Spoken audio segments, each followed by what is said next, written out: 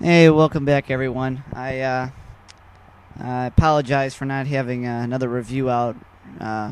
It's been weeks now, and I apologize for not having one out in a while. We're going to be taking a look at another SNES game. We got Michael Jordan Chaos in the Windy City for the Super Nintendo Entertainment System. Out in 1994.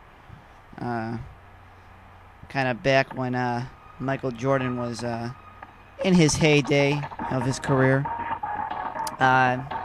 It's actually right around when Electronic Arts came out, really. The early 90s there.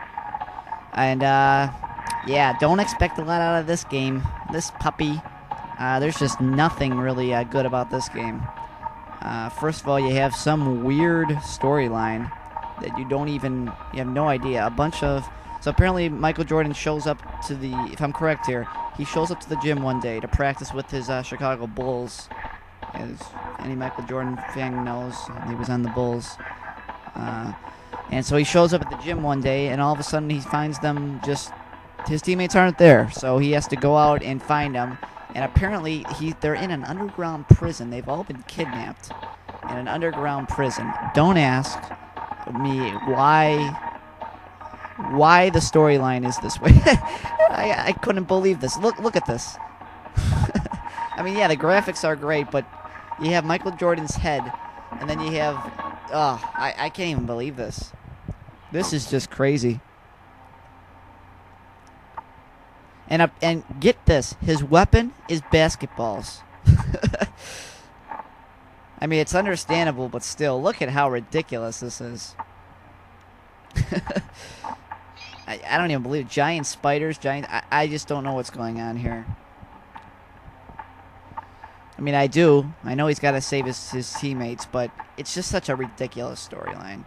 And, I mean, the graphics are actually pretty good. I do like the graphics, but the game just doesn't make any sense. Okay, so, like, you're going around unlocking a bunch of doors by pretty much killing random spiders and bats and other stuff you would get in an underground bunker or whatever. And it's just totally ridiculous. Okay, now I saved this guy. Okay. I asked him where are they? Okay, yeah. Locked him up all over the city. Okay, that's a great help to me, right? Now I know to look all over the city of Chicago, one of the biggest cities in the country. And he gives me a key. That's what I get for saving I get a key.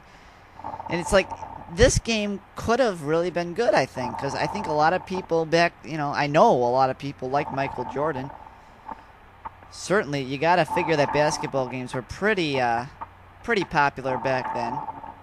So I just think, they could have at least, made it so that you could play with the Bulls. At least make it into an NBA team, an NBA game, really, so you could,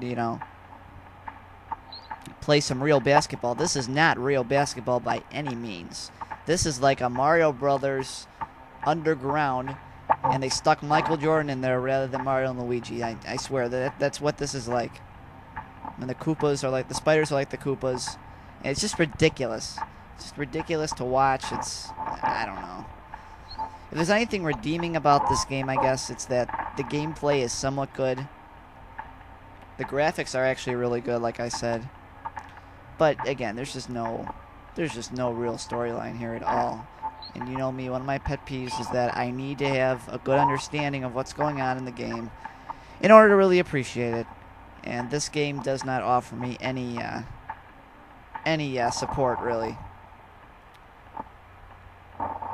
Now, I didn't know what the heck to do here. So, so I got so upset that I just started chucking the ball at the wall. And believe it or not, yeah, that's what you're supposed to do. Of course, you naturally assume that, right? Well, why in the world would you assume that you're supposed to stand in one place and throw the basketball at the wall? And that breaks down the wall. Look at this. Watch. Take a look at this. It took me like 10 minutes to figure this out. Look. How do you naturally assume that?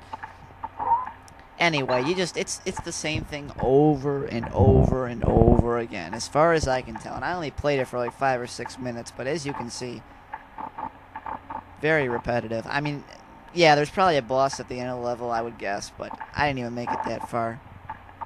You're going around blowing up eyeballs and spiders and bats, and I don't know. No weapons at all, as you can see. Pretty much just, it's like a treasure hunt. Unlocking a bunch of doors that, if you get lucky, you'll find one of your men, but I don't know. It's a ridiculous game. I mean, like I say, the gameplay actually isn't that bad. Graphics are pretty good, but there's just no storyline whatsoever. At least not a believable one. I'm going to go ahead and give it 1.5 out of 5. Can't say that it completely fails. But it's pretty darn close, I'll tell you that.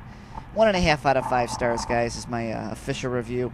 Again, I apologize for taking so long to come out with another video game review. As I've been emphasizing, if there's a game that you would like to see me review, do not hesitate to ask me. I would more than willing. Okay, catch you guys later. Thanks for tuning in.